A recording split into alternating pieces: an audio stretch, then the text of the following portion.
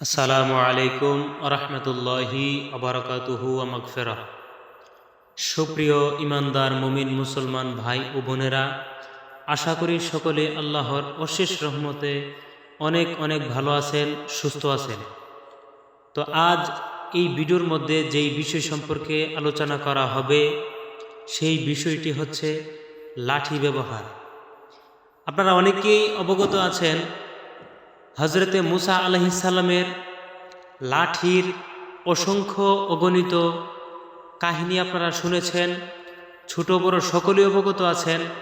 তো সেই লাঠি মুবারক নিয়ে কিছু কথা এই ভিডিওর মধ্যে তুলে ধরতে চাই। আপনারা ধৈর্য সহকারে ভিডিওটি শুরু থেকে শেষ পর্যন্ত দেখবেন। সফরে নিজের সাথে লাঠি রাখা মুস্তাহাব, লাঠি ছাড়া কখনো ভ্রমণ করবেন না।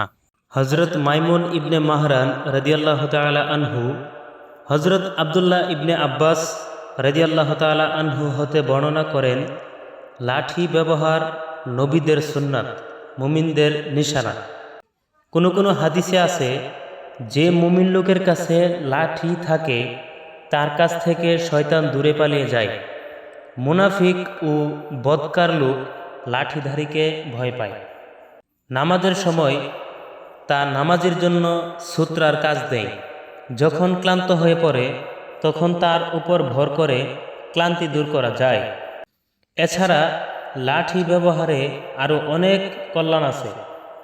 যেমন কুরআনুল কারিমে আল্লাহ পাক হজরত মুসা আলাইহিস সালামের কাহিনীতে লাঠি প্রসঙ্গে হাদিস উল্লেখ করে বলেন, বিসমিল্লাহির রহমানির রহিম, হিয়া আসায়া আতাওয়াক্কাউ আলাইহা ওয়া আহুশু বিহা আলা গনামি ওয়ালিয়া ফিহা মাআরিবু উখরা।